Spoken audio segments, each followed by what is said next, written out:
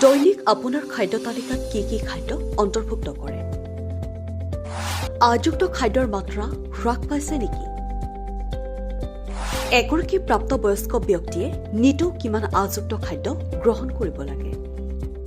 শৰীৰ সুস্থ সবল কৰি ৰাখিবলৈ হলে আঁহ, খনিজ দ্ৰব্য, প্ৰটিন, ভিটামিন আদিযুক্ত খাদ্য প্ৰচুৰ পৰিমাণে খোৱা উচিত বুলি চিকিৎসকসকলে কয়। খাদ্যত পোৱা এনে দ্ৰব্যসমূহে দেহক পুষ্টি যোগান ধৰে।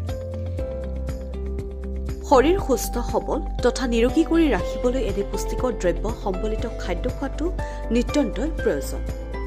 আযুক্ত খাদ্যই দেহত কেনে প্ৰভাৱ পেলায় তাক লৈ শেহতীয়াকৈ একাংশ চিকিৎসা বিজ্ঞানীয়ে গৱেষণা কৰিছে।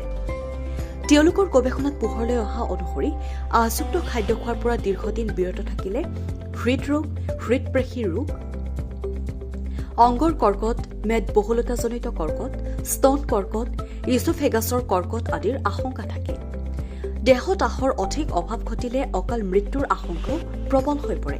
বিশেষকৈ হৃদৰোগজনিত কাৰণত অকাল মৃত্যু আহিব পাৰে।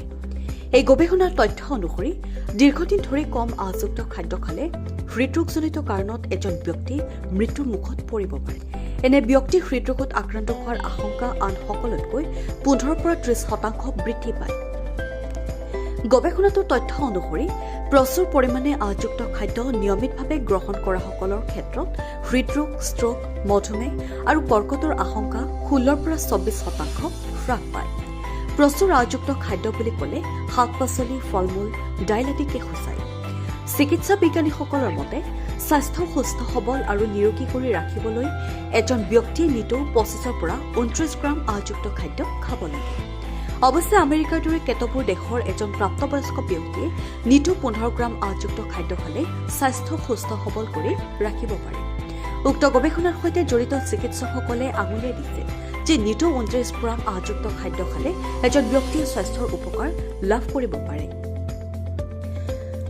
অৱশ্যে অধিক পৰিমাণত আযুক্ত খাদ্য খালেও বিপদ আহিব পাৰে।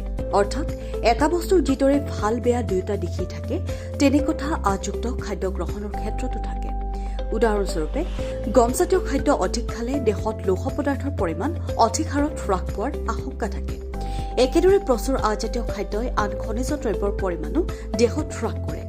উক্ত গৱেষণাত পোহৰলৈ অহা অনুসৰি নিৰ্দিষ্ট পৰিমাণত আজাতীয় খাদ্য খালে দেহৰ ওজন নিয়ন্ত্ৰণত সহায় কৰে। News desk report, NDTV।